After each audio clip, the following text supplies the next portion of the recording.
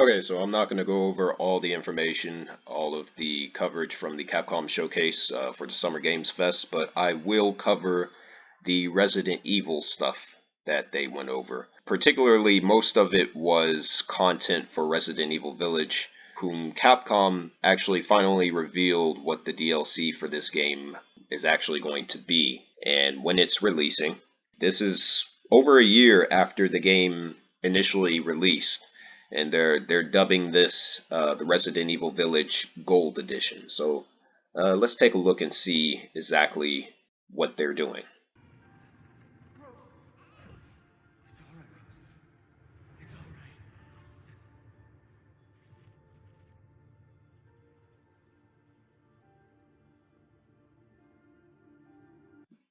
So this looks like some DLC for the Rose character. I'm very curious. I can show you things even Chris doesn't know I can do. I want to live a normal life. What is going on?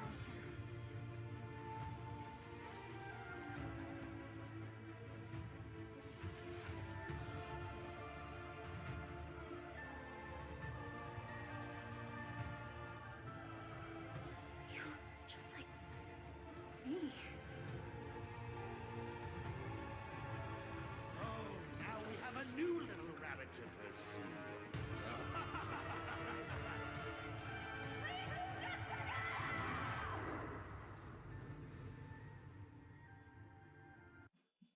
Shadows of Rose. Very interesting. And from what I read, basically this is a DLC in which you play as Rose Winters, Ethan's daughter, who was the little baby grown up at the end of the game.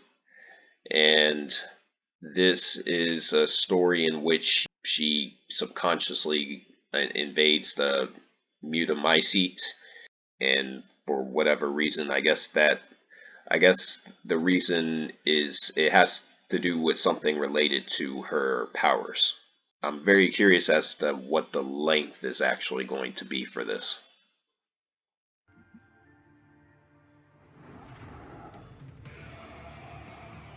It's time. Marking the target. Ooh, some new mercenaries content. Can play as Chris Redfield. Okay. It's showtime!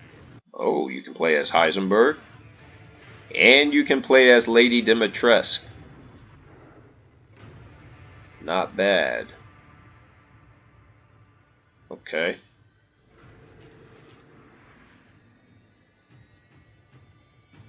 What's this? Oh no. They added third person mode. Yeah, this is something that fans had actually modded into the game via the PC version, but Capcom is actually making this official across all platforms. Very interesting. So for the people that didn't like the new Resident Evil games, that don't like the new ones because of, oh, I don't like first person, which has always been a silly complaint to me. Well, now you can play Resident Evil Village at least, not 7, but you can play Village at least third person.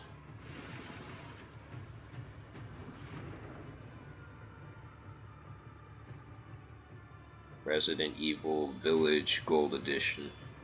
Not bad. So they're calling this the Winter's expansion. So you get the Shadows of Rose DLC. You get the additional orders mercenaries where you can play as Chris Redfield, Heisenberg, and Lady Dimitrescu in mercenaries mode, and then you get third person mode for the base game itself as Ethan. That's not bad, and I believe all of this is I think all of this is free. I'm not exactly sure on that, so don't quote me on that, but I think it's free. Unless you haven't bought Resident Evil Village at all. But if you already have the game, I think all of this is just a free update.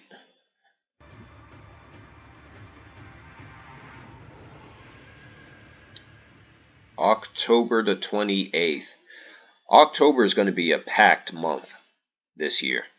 That's going to be a great month because you have Scorn, the body horror first-person shooter that's coming out on Xbox and PC. And then you also have Gotham Knights, which is coming out on the 25th. And now you have Resident Evil that's coming out on the 28th. Now, if they release Spider-Man Miles Morales on PC in October as well, it'll be the perfect month. Yeah, that's going to be a good month for me. October is actually my birthday month, so I think this is going to be a good October this year. Very much looking forward to this. First, the third-person mode. Many people asked for this, and we were able to add it into the game.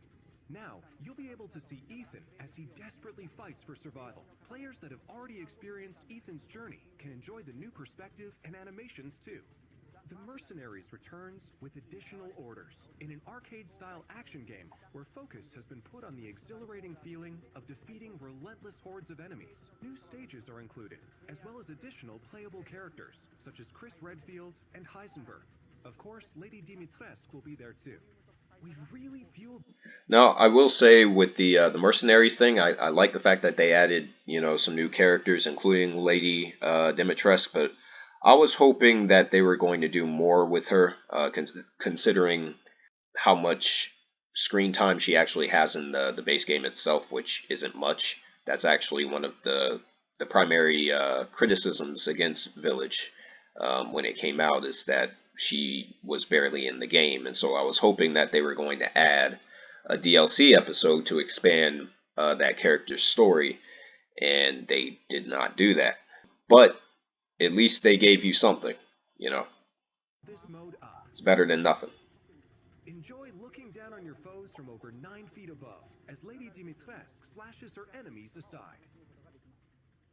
Rose, the beloved daughter of the main protagonist Ethan, is now a grown-up main character in this new story mode. In this sequel to the main story of Village, you can experience Rose's struggles with the terrifying powers she was born with.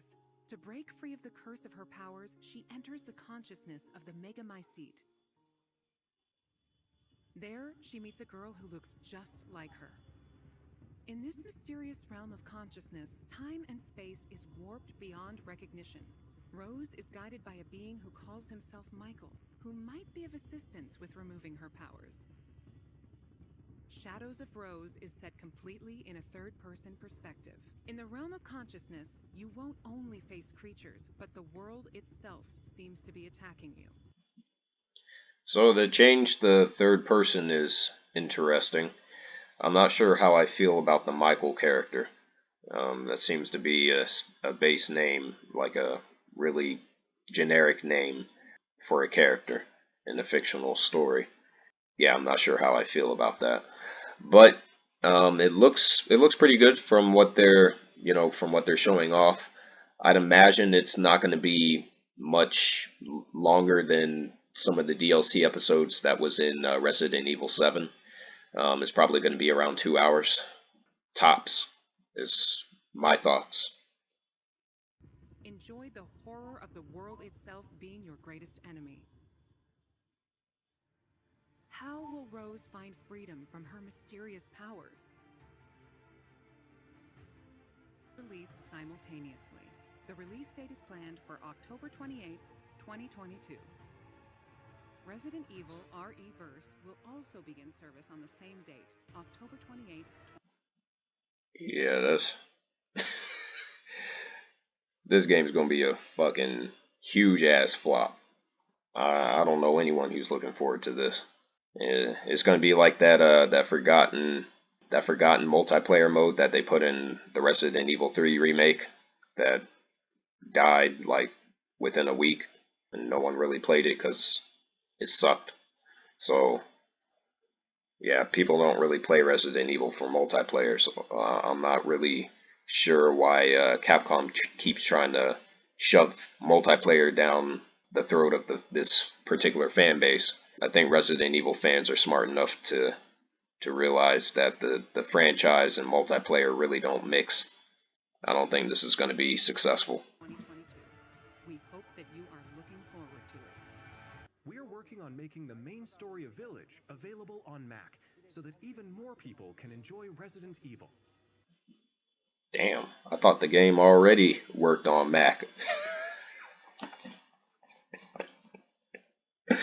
Yeah, if you have a MacBook, you're trying to play video games, yeah, you better off just getting Windows.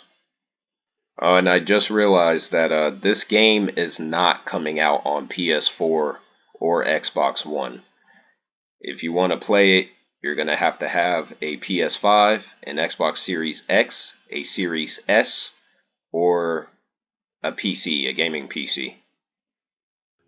This title is a reimagining of Resident Evil 4, based on the original 2005 release.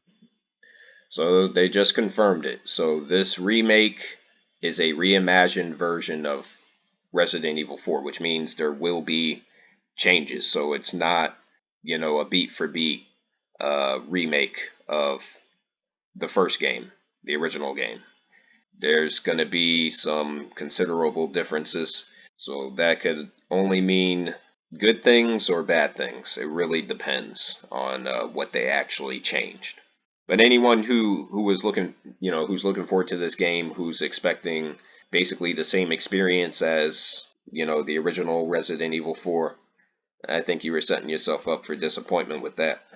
Similar to other titles in the series, we are carefully preserving what makes the Oh, they finally show Leon's face. while updating it with modern flourishes for everyone to enjoy when it launches in 2023. Today, we'll reintroduce a bit of the game's story. Resident Evil 4 is set 6 years after the events in Raccoon City, depicted in Resident Evil 2 and Resident Evil 3. The main character of the game, Leon S. Kennedy, survived the Raccoon City incident and was assigned as an agent directly under the President of the United States. Leon is dispatched to a quiet village in Europe as part of a mission to rescue the kidnapped daughter of the President. You might notice Leon is much more mature and fearless due to his past experiences. The Ganado, the main enemies of this game, wait for him.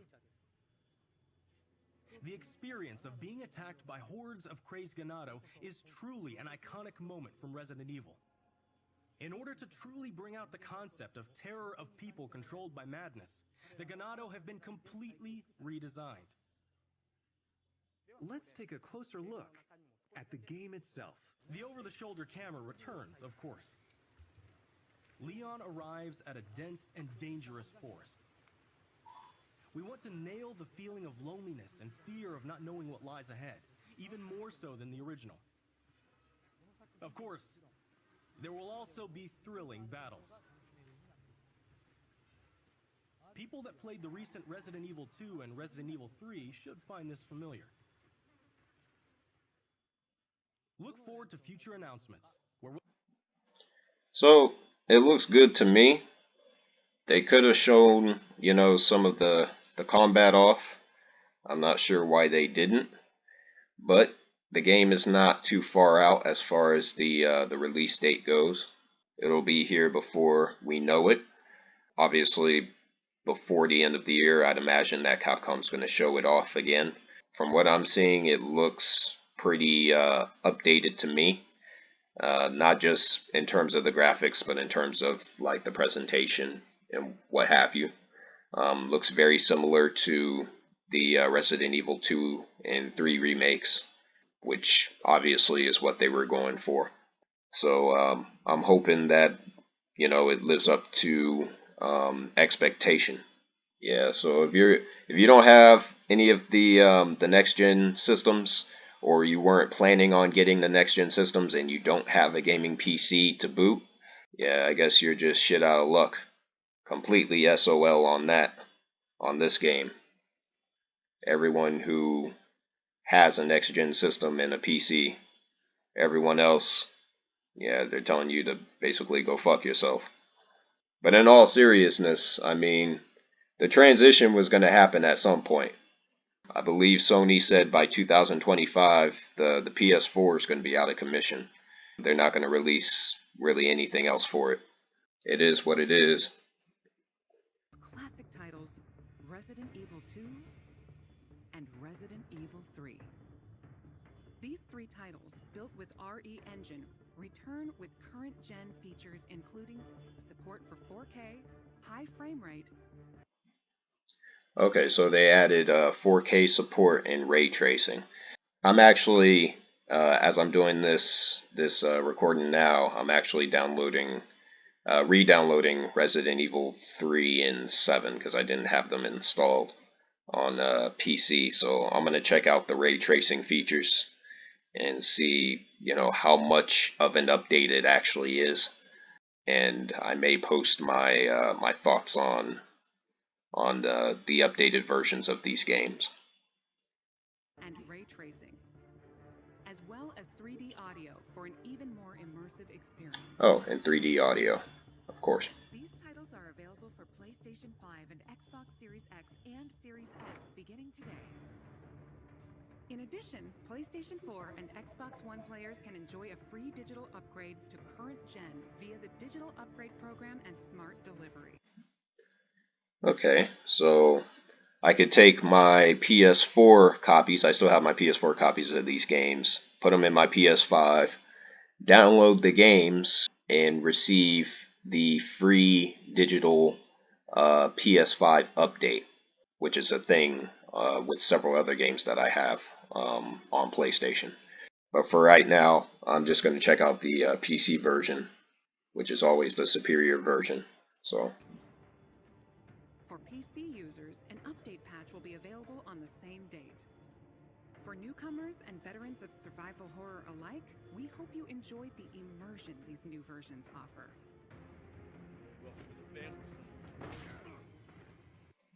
funny story, I actually platinumed all 3 of these games on PlayStation 4. And then I got all of the achievements again for Resident Evil 2 and 3 on PC.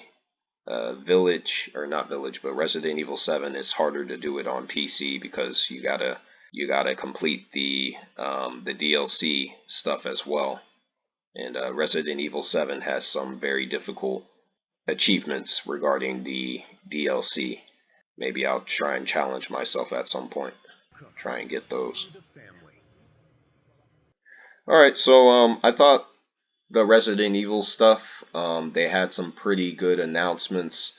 Nothing too spectacular. The best thing that they announced was the DLC episode with Rose, Shadows of Rose for Resident Evil Village, and the new Mercenaries content. I'm actually really looking forward to checking that out. I think they said they also added like 3 new stages.